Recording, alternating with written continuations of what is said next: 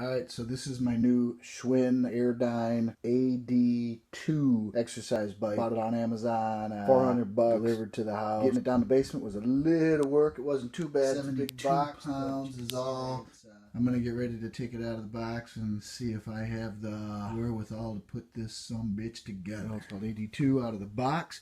And here's all the parts. This looks like it is probably well within my abilities to put it together. Came with an instruction manual. You know, instruction manuals are for sissies. There's my One Direction blanket.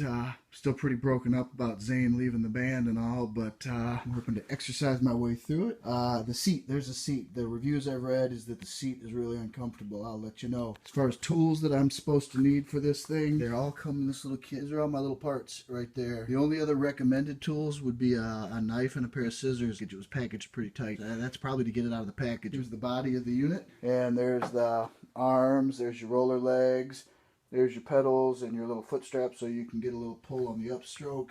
There's your seat bar, there's your seat, there's your little hardware package, little housings or whatever the arms connect to the machine. So the first step in putting this thing together is to attach these stabilizer bars. Would you like to go from this to this? Or how about this to this? You can do it with the AirDyne AD2 by Schwinn. More to come.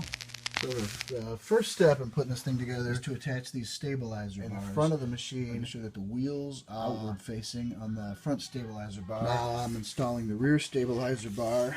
I've got my first bolt in place. I had a little bit of an issue initially. If you see, there's the curve right here, part of the base unit, and then there's a stabilizer bar, and they didn't really want to come together real well for me. So I applied a little logic, and there's one more recommended tool. That is a mallet. I malleted the shit, and I don't think I did any damage to it other than scratch the paint just a bit right there. The thing comes with these curved washers. Your curved washer goes right there, and then you got a lock washer. A lock washer right there goes on your bolt, and you put it in there like so, and you tighten it down. That's what I did. On the rear one, you want to be sure that the little Schwinn emblem is facing out towards the back, so the whole world can know you're riding a Schwinn, facing out towards the back. And that is step one of the installation. The next step in the installation is to install the pedals. The instruction manual points out, you know, instruction manuals are for sissies. The instruction manual points out to be sure that you recognize that the left pedal is reverse threaded, so you got to thread it on. It's got a little arrow on there. Hopefully it's idiot proof, because I need that. I'm going to screw it on, I'm going to put the right pedal on, and then the pedals will hopefully be installed. In the kit came this little modified Phillips head screwdriver / wrench, so tightening the pedals. Film myself making these videos a pain in the ass, but TrackHead swears he's going to make me an internet star. I'm not sure why he insists I be topless in all the videos, though.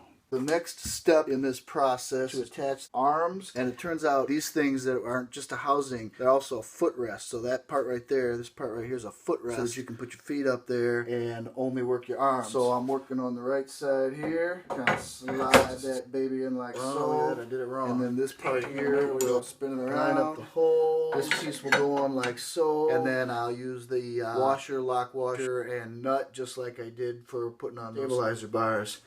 Like to say, if it ain't right, it's left.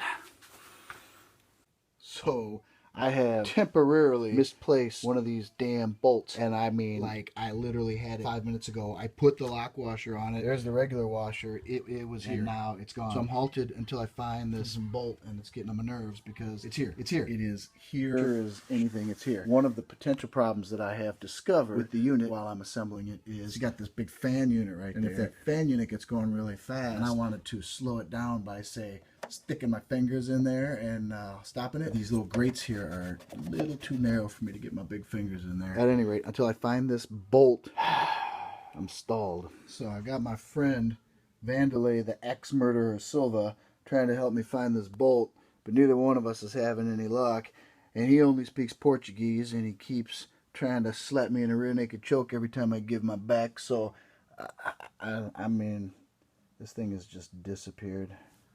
Well, Vandelay found my nut, so I'm back in business. If it ain't right, it's left.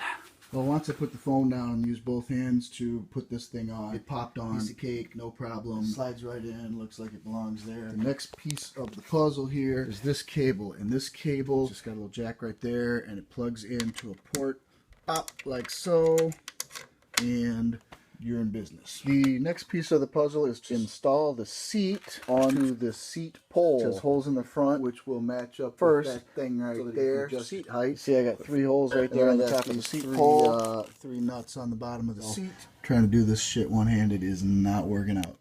Okay, the seat is assembled, it's mounted, it's in place. On these little foot straps, I'm going to have to level it. There are some levelers. I don't know if I'm going to show that or not. It's pretty This is the fully assembled unit. All ready to go. Features that I really liked about it, and the reason I bought it, I don't particularly like electronically adjusted resistance settings. The only way to increase resistance on this is all about the fan. It's an faster pedal. The more wind resistance you get, blows a little air back up at you. I like that because I'm always kind of hot. I'm a big boy.